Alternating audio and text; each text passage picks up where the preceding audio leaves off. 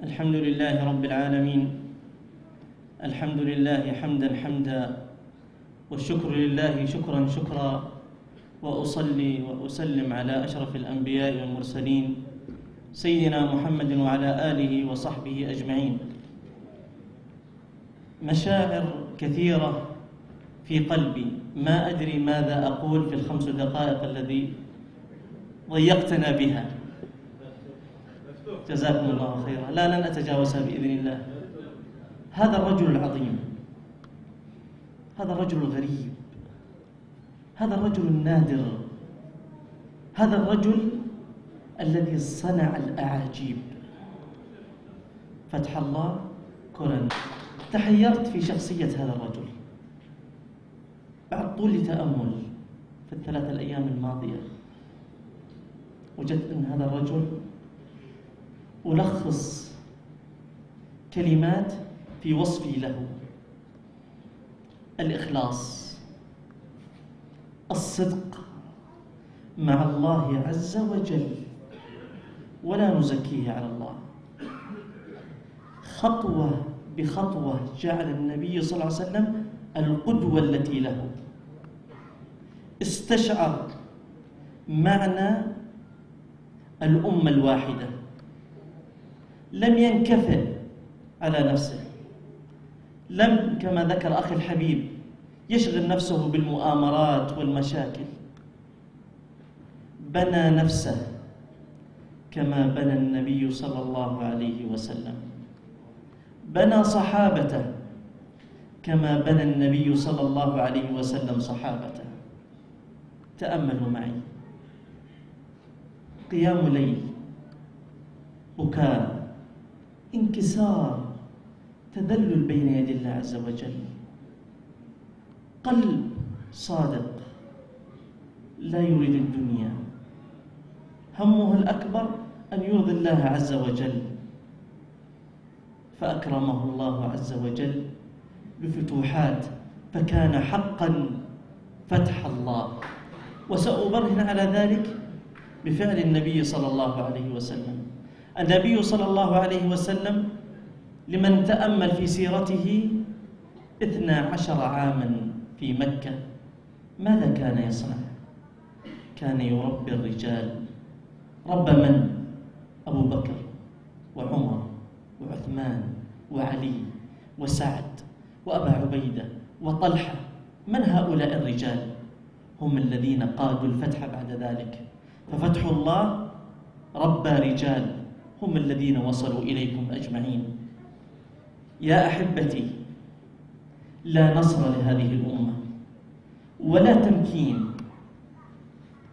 إلا بالتمسك بكتاب الله عز وجل وسنة الحبيب صلى الله عليه وسلم، والإخلاص والصدق والانكسار والتضحية لله عز وجل. تعلمت أمور كثيرة في هذه الأيام. كنت أقرأ في طفولتي سيرة الحبيب صلى الله عليه وسلم كما كلكم قرأتم، وكانت العبرات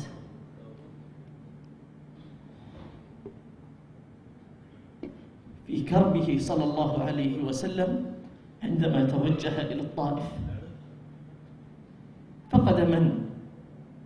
فقد أقرب الناس إليه خديجة. فقد من؟ عمه أبو طالب. اتجه إلى من؟ اتجه يبحث عن النصرة. من يصبر؟ لكن الله عز وجل أراد أن يربي هذا النبي العظيم، فخرج من الطائف حزين كسير لوحده لا أحد معه، وأخذ يخاطب ويناجي ربه. ويأتي ملك الجبال يقول: هل أطبق عليهم الأخشبين؟ فقال: لا، عل الله، وانتبهوا لهذا المعنى، أن يخرج من أصلابهم من يعبد الله، فكان هذا الخير في العالم بأكمله. يا أحبتي، نحن نحتاج هذا المعين، نحن نحتاج إلى التضحية الحقة. عجبتني كلمة الخدمة. والله ما أحوجنا إلى أن نخدم أنفسنا قبل أن نخدم الآخرين. نحن عندما نخدم الآخرين لله عز وجل نخدم أنفسنا، نربيها، نرفع مكانتها بإذن الله عند الله عز وجل. ما قيمة هذه الحياة إذا لم تكن في طاعة الله؟ لماذا خلقت أيها الإنسان؟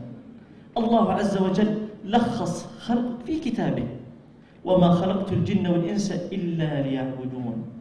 الله ما كلفك بالرزق، فانظر إلى نفسك كم من الوقت تضيعه من أجل الرزق، وانظر إلى نفسك كم من الوقت تقدمه لأخراك، انكسار وتذلل وتضحية وبذل لله عز وجل.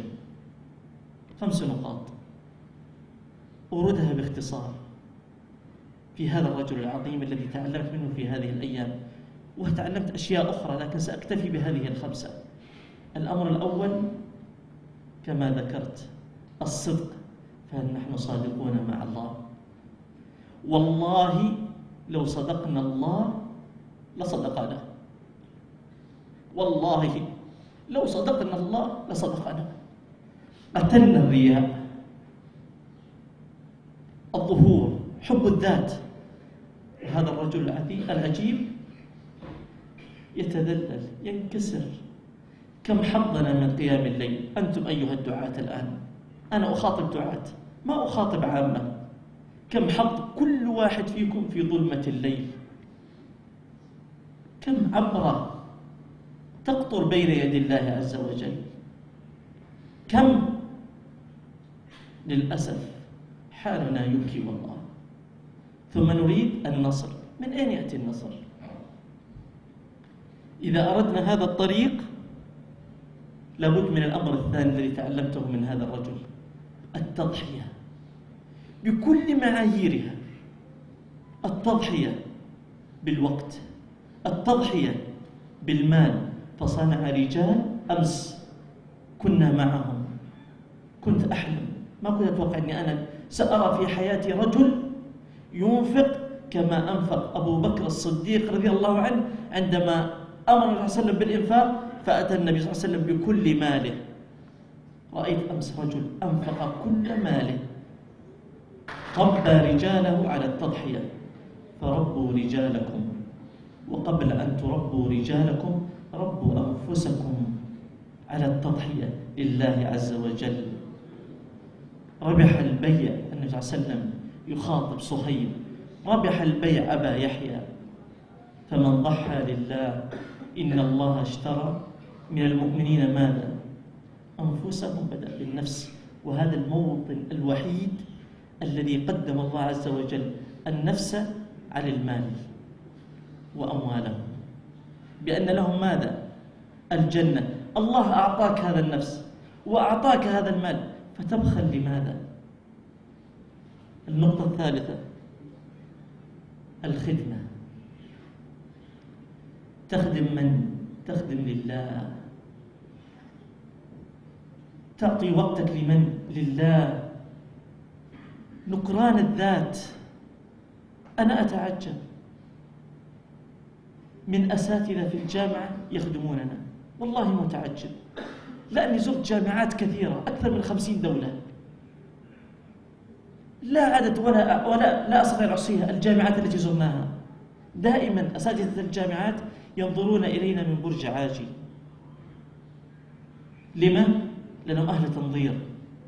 لكن في هذا المكان لا، رأيتم أهل خدمة لله عز وجل. فإذا أردت الفوز اخدم نفسك لله، لا تخدم غيرك. تعلمت قبل الأخير من هذا الرجل أنه في الدنيا لا مستحيل، ما في شيء اسمه صعب. وكانت هذه همة الصحابة رضوان الله عليهم أجمعين. فكان النبي صلى الله عليه وسلم يرسل كل ضيف إلى كل مكان، إلى الفرس، إلى الروم، إلى اليمن، ما كان أحد يقول أنا لوحدي في الطريق، كيف أمضي؟ لأن الهم كان هم عظيم في قلوب الصحابة، فنشروا هذا الدين في كل مكان. تعلمت من هذا الرجل مفهوم جديد كنت أسمع في كتاب الله عز وجل، وعملت في منظمة أكثر من 10 سنين، شعارها هذا الشعار، لكن رأيتها بعيني في هذا المكان: ادع إلى سبيل ربك بالحكمة والموعظة الحسنة وجادلهم بالتي هي أحسن. الله، ما أحوجنا لهذا المفهوم، ما أحوجنا لهذا التعامل، ما أحوجنا أن ندعو بعضنا البعض بالحكمة ليس الآخرين. نحن قسونا على بعضنا البعض، وسامحوني في كلامي، لكن كلام من القلب، أسأل الله أن يكون خرج من القلب ليصل إلى القلب. يا أحبتي، الأمة لن تعود إلى مجدها إلا كما قال عمر: نحن أمة أعزنا الله بهذا الدين، فمتى ما ابتغينا العزة بغير هذا الدين أذلنا الله. سنين طويلة ونحن نبحث عن العزة والنصرة والتمكين والعنفوان وإلى غير ذلك، شيوعية، ليبرالية، علمانية، كل التيارات شاركنا فيها، وبعدين لا يصح إلا الصحيح. أختم حديثي بهدي النبي صلى الله عليه وسلم في تربية أصحابه. النبي صلى الله عليه وسلم ركز في السنوات الأولى على تربية جيل يتحمل المسؤولية. نصيحتي لكم: ركزوا على الأجيال حتى تتحمل المسؤولية.